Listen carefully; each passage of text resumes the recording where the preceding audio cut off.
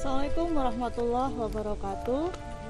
Ya, baik, kita sapa terlebih dahulu ya Bu Nunu. Iya. Anak-anakku khususnya peserta didik baru SMP Negeri 5 Kota Magelang tahun pelajaran 2021-2022 yang berbahagia bersama mungkin dengan Bapak dan Ibu di rumah. Karena memang anak-anak ini posisinya di rumah. Puji syukur senantiasa kita panjatkan kehadirat Allah Subhanahu wa taala karena pada kesempatan hari ini kita bisa melaksanakan kegiatan dengan nama Masa Pengenalan Lingkungan Sekolah, yang mana ada beberapa materi yang harus anak-anakku ikuti. Nah, untuk kesempatan kali ini saya bersama dengan Bu Nunung Ayi Mintarti, yang dalam hal ini beliau mengajar mata pelajaran bahasa Inggris, tetapi mendapatkan sampiran tugas menjadi wakil kepala sekolah urusan kurikulum. Sedangkan saya adalah Retno Setianingrum yang mengampu mata pelajaran ilmu pengetahuan alam, tetapi mendapatkan sampiran tugas untuk menjadi wakil kepala sekolah urusan kesiswaan. Nah, pada kesempatan kali ini anak-anakku, kita akan membawakan materi mengenai kegiatan sekolah. Satu hal yang penting untuk dipahami, karena untuk ke depan kita memang harus mengetahui bagaimana kita akan berkegiatan selama 1 tahun ke depan. Nah, sebelumnya kita akan coba sampaikan terlebih dahulu mengenai visi sekolah. Visi SMP Negeri 5 Magelang adalah SMP Negeri 5 Magelang berprestasi, berakhlak mulia, serta berwawasan lingkungan dan global. Visi itu merupakan cita-cita atau target yang akan kita capai. Maka serangkaian kegiatan sekolah nantinya ya Bu Nunung dan anak-anakku semua itu akan mengarah ke sana.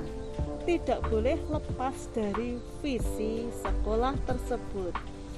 Nah, untuk itu kegiatan-kegiatan sekolah yang terdiri dari 3 ya Bu Nunung ya. Betul. Ada kegiatan intrakurikuler, kegiatan kokurikuler, dan kegiatan ekstrakurikuler. Itu nantinya juga istilahnya bertujuan atau mengarah ke visi sekolah. Betul. Nah, untuk kesempatan berikutnya anak semua kita akan coba dengarkan bersama. Nanti Bu Nunung akan menyampaikan tentang kegiatan intra dan kokurikuler. Monggo kami persilakan Bu Nunung. Terima kasih waktunya Bu Retno. Ya, Anak-anakku yang Ibu sayangi, mungkin di sini Ibu akan menjelaskan tentang kegiatan intra dan kokurikuler ya. Jadi tentu saja berbeda dengan waktu anak-anak di sekolah dasar. Nanti anak-anak di SMP ini akan mendapat 11 mata pelajaran, Bu. baik. Iya. Masing-masing mata pelajaran itu akan diampu oleh guru yang berbeda. Oh, itu yang membedakan ketika di SD dengan bukan di SD. begitu. Iya. Ya, baik. Dan satu lagi yang membedakan. Oh ya. Jadi di SMP ini anak-anak ada guru pembimbing tersendiri yang disebut dengan guru BK. Guru BK, Ya, bimbingan dan konseling. Betul. Nah, mungkin nanti anak-anak kelas 7 akan mendapat guru BK yaitu Bu Narsih. Bu Sunarsi. Bu Sunarsi. Iya. Anak-anakku sekalian yang Ibu sayangi, mengenai proses pembelajaran, karena kita ketahui bahwa masa sekarang ini masih pandemi, Bu, masih pandemi COVID-19. Maka nanti anak-anak akan mendapat pembelajaran melalui daring. Secara daring. Jadi meskipun anak-anak itu berada di rumah, nanti pembelajaran akan dilaksanakan secara PJJ, pembelajaran jarak jauh atau daring. Dan di sini diharapkan bahwa anak-anak itu mempunyai wawasan yang bijaksana, Bu. Mempunyai prioritas bagaimana menggunakan kuota. Utamanya kuota internet, betul ya. Jadi nanti Bapak Ibu guru itu akan memberikan materi bisa melalui Google Class, bisa melalui Zoom atau melalui Google Meet, dan tentu saja akan dilengkapi melalui WhatsApp group. Iya. WhatsApp. Karena itu diharapkan anak-anak itu yang utama harus mempunyai email sendiri. Betul. Dan email itu dengan nama yang resmi. Nama resmi itu bagaimana, Bu? Nama yang sesuai dengan ijazah, Bu. Jadi tidak boleh nama panggilan. Nama panggilan tidak, atau istilahnya kadang-kadang memang kita mendapati itu ada email-email yang namanya unik ya. Tetapi yang kita harapkan di sini anak-anakku semua adalah alamat email dengan menggunakan nama pribadi yang jelas. Karena itu berpengaruh sekali ketika nanti proses penilaian misalnya. Betul ya kan, sekali. Jangan sampai kita itu istilahnya malah tertukar. Betul. Ini punya siapa, namanya kurang paham gitu, atau mungkin Bapak Ibu guru jadi kurang memahami. Betul. Itu nilainya itu milik siapa. Kemudian misalnya saja sedang berpendapat, itu pendapat siapa. Betul. Baik. Dan tentu saja jangan lupa bahwa anak-anak tidak boleh tidak ikut grup kelas. Jadi itu diperhatikan. Jadi anak-anak, bagaimana kalau misalnya saja anak-anak itu belum memiliki HP sendiri, Bu Nunung, bisa tidak pakai HP orang tua begitu? Boleh ya. Jadi nanti selama pembelajaran daring ini kan anak-anak dalam sehari akan mendapat 2 materi dan Bapak Ibu guru akan memberikan soal. Nah, anak-anak dalam pengumpulan tugas itu diberi batas waktu yang agak longgar. Oh begitu. Iya, Bapak Ibu guru akan menerima tugas anak itu hingga pukul 21 atau jam 9 malam. Ya, jadi masih ada waktu. Betul. Jadi untuk anak-anak yang mungkin HP-nya dipakai bersamaan dengan orang tua atau bareng dengan kakak adiknya, itu masih ada waktu longgar untuk mengerjakan tugas. Begitu. Ya, jadi anak-anak yang perlu diperhatikan adalah bagaimana kita bijaksana tadi. Betul. Untuk memanfaatkan fasilitas yang kita punyai. Tidak berarti menjadi suatu alasan untuk tidak mengikuti pembelajaran atau mungkin saja pada saat ada penugasan tidak mengumpulkan tugas.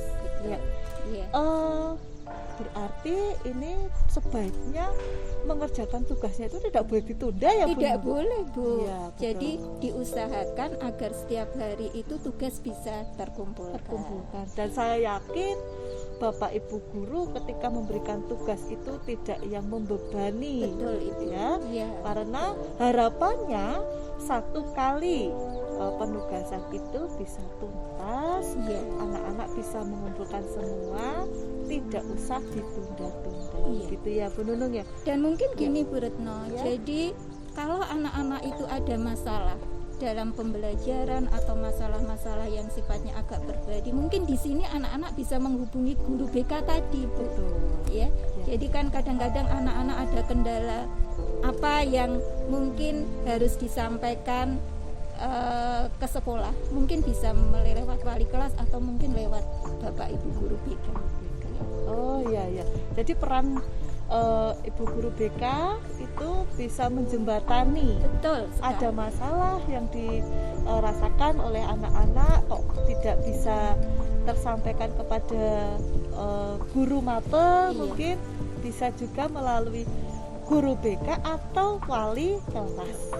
Di sini ada wali kelas soalnya kalau di SMP ya, jadi nanti wali kelasnya masing-masing juga akan berperan secara aktif. Tentu saja itu juga membutuhkan peran aktif dari anak-anak dan juga mohon maaf kepada bapak dan ibu selaku orang tua yang ada di rumah. Betul sekali. Ya. Kemudian ini Bu Retno yang lebih penting lagi dan anak-anak harus tahu itu tentang kriteria kenaikan kelas. Oh iya, Bu. Jadi kalau di SMP 5 itu ketika anak-anak itu mempunyai nilai raport di mana nilai mata pelajarannya tidak tuntas lebih dari 2, maka itu akan menghambat anak-anak untuk naik kelas. Nah, itulah pentingnya kenapa anak-anak itu harus mengetahui KKM. kriteria ketuntasan minimal setiap mata pelajaran. Oh ya. Jadi ada 11 mata pelajaran itu kebetulan tidak sama Bu, KKM-nya. Tidak sama. Sesuai dengan karakternya. Betul, betul. Mungkin di sini perlu kita sampaikan ya Bu ya, KKM-nya. Ya. Untuk anak-anakku sekalian, anak-anak perlu memperhatikan ya tentang KKM mata pelajaran yang harus anak-anak capai, dan di sini akan Bu Nunung sampaikan.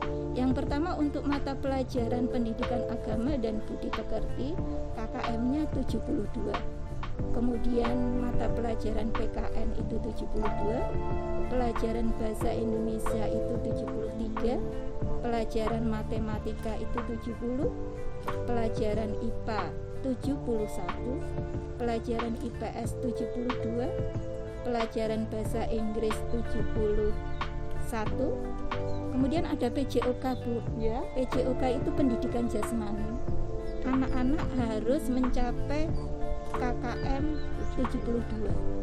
Kemudian ada pembelajaran informatika, KKM-nya 71, seni budaya 72, dan yang terakhir bahasa Jawa 72.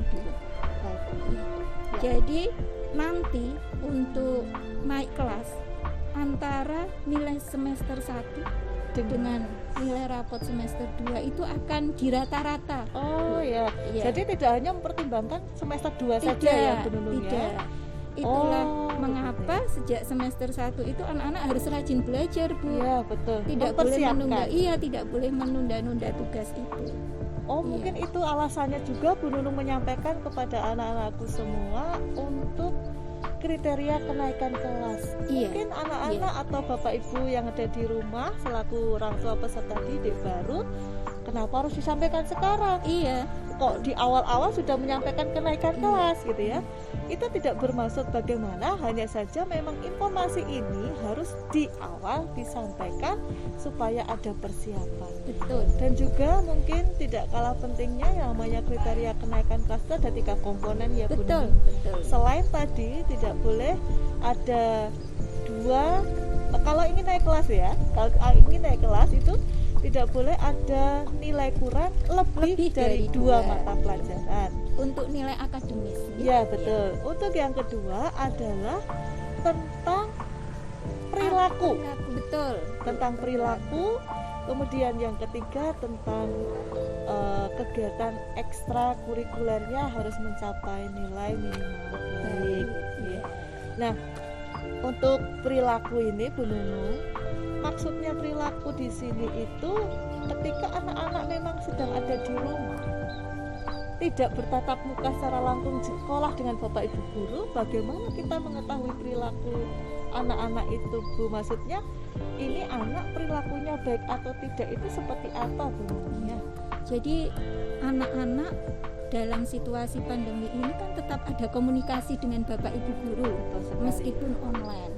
Jadi nanti bagaimana cara anak-anak itu menyampaikan WhatsApp atau menyampaikan berbicara melalui telepon, dari situ bisa dinilai sikapnya. Kemudian ketertiban, betul. Ketika Zoom bagaimana anak-anak itu bersikap, mungkin dari situ juga bisa dinilai. Jadi anak-anak kalau ada yang belum mengetahui bagaimana mekanisme untuk Google Classroom, kemudian nanti ada istilah Google Meet, ada kalau WhatsApp Group saya kira sudah familiar ya. Itu nanti dari tim IT sekolah juga akan menyampaikan kepada anak-anakku semua. Bisa saja itu berupa tutorial. Betul. Karena itu juga nanti ada presensi juga kan Bu Nunung? Ada presensi setiap pagi. Itu bagaimana tekniknya akan disampaikan tutorialnya. Maka jika kalian belum sempat subscribe channel resmi dari SMP Negeri 5, maka silakan kalian subscribe terlebih dahulu, karena nanti informasi-informasi yang berkaitan dengan video-video tutorial utamanya dan sebagainya ada di channel resmi di SMP Negeri 5 ini. Kemudian ini Bu Nunung, untuk yang pembelajarannya tadi kan bisa juga kombinasi ya, Oh, misalnya. bisa. Iya. Ada kemungkinan luring juga kan, Iya, atau iya. tatap Kombinasi muka, daring dan luring. daring dan Iya, luring. Nah, iya. dan itu mungkin masih ada pembatasan ya Bu Nunung? Iya. Ya. Jadi kegiatan kombinasi antara daring dan luring itu bisa dilaksanakan ketika keadaan pandemi ini mulai membaik dan pemerintah mengizinkan. Betul. Tetapi tentu saja tidak semua anak bisa masuk, Bu. Bersamaan. Tidak Ya. bisa masuk bersamaan. Ya. Jadi nanti Ada ketika pendapat. pembelajaran kombinasi ini sebagian anak belajar di rumah, nanti menggunakan pembelajaran daring, Ya. dan sebagian anak-anak datang ke sekolah untuk mengikuti tatap muka dengan menggunakan pembelajaran luring. Itu Tentu seperti saja itu. dengan menerapkan protokol Prokes. Iya. kesehatan yang ketat. Iya. Baik, terima kasih Bu Nunung. Bagaimana dengan kegiatan ini ya? Kokurikuler itu yang dimaksud? Kalau yang dimaksud dengan kegiatan kokurikuler itu adalah kegiatan yang menunjang kegiatan inti, kegiatan intrakurikuler. Jadi bisa dicontohkan di sini kegiatan kokurikuler itu seperti mengunjungi museum, Oh ya. mengunjungi tempat-tempat edukasi yang lainnya. Tetapi sangat- tentu saja di era pandemi ini kalau untuk berkunjung langsung tidak bisa ya Bu ya. Masih Mungkin belum. itu bisa juga dimasukkan dalam kegiatan intra, mungkin lewat penayangan tempat-tempat yang mungkin meningkatkan pengetahuan anak dan lain-lain. Pemahaman tentang Iya. materi yang disampaikan Betul, Bapak Ibu guru ya. betul. Ya. Nah, kalau kegiatan ekstrakurikuler itu yang bagaimana, Bu? Ya, baik.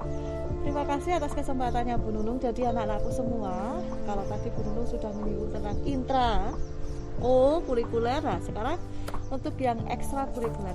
Kalau yang ekstrakurikuler itu kaitannya dengan kegiatan-kegiatan yang di luar jam resmi, apa ya istilahnya? Di luar jam reguler, betul. Iya.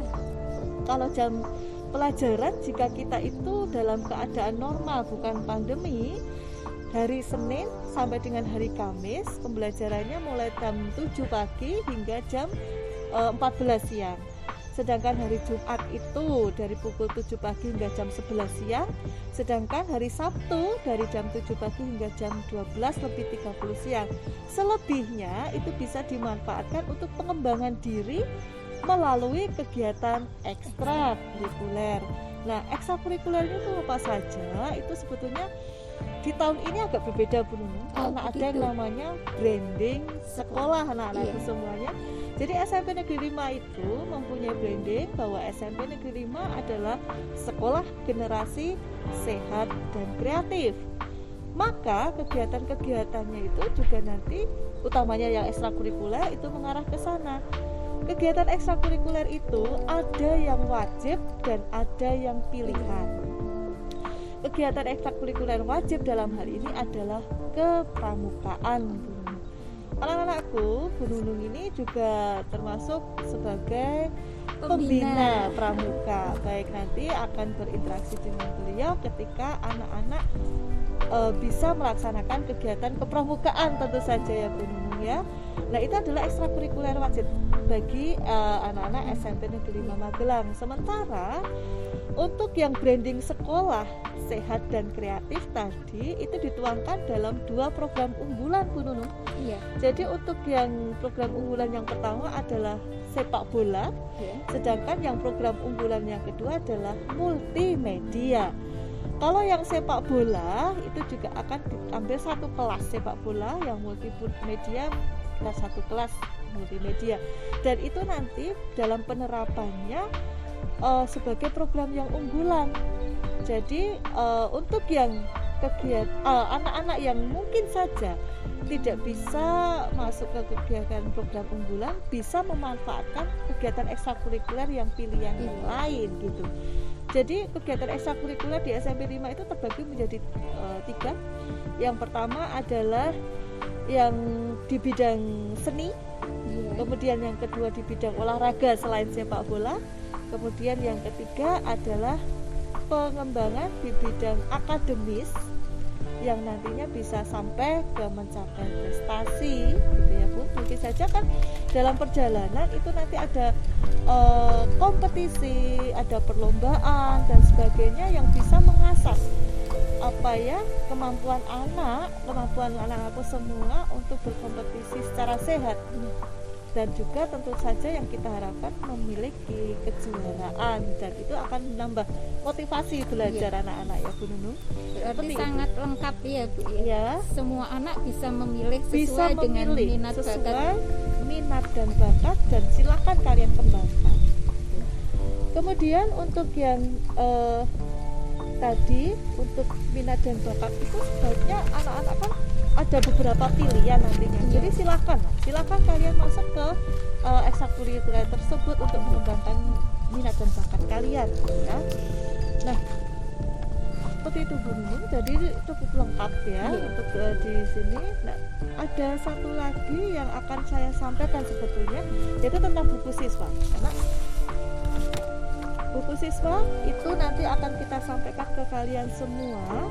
Di sini itu apa yang kita tadi sempat bicarakan, seperti agenda kegiatan siswa selama 1 tahun, kemudian peraturan akademis sampai ke kriteria kenaikan kelas, sampai ke tata tertib siswa, terus bagaimana tindak lanjut ketika nanti ada siswa yang melanggar peraturan atau bahkan mencetak prestasi itu seperti apa, itu aturannya ada di sini semua. Dan juga ada pembiasaan selama anak-anak ada di rumah 1 hari, dari mulai bangun tidur sampai dengan akan tidur lagi. Dan itu ada juga kegiatan literasinya. Di sini ada panduan. Jadi anak-anak itu nanti akan kita sampaikan supaya anak-anak itu bisa menjadikan buku ini sebagai pedoman, panduan kegiatan selama ada di sekolah. Berarti wajib dibaca ya Bu? Wajib dibaca, dipahami.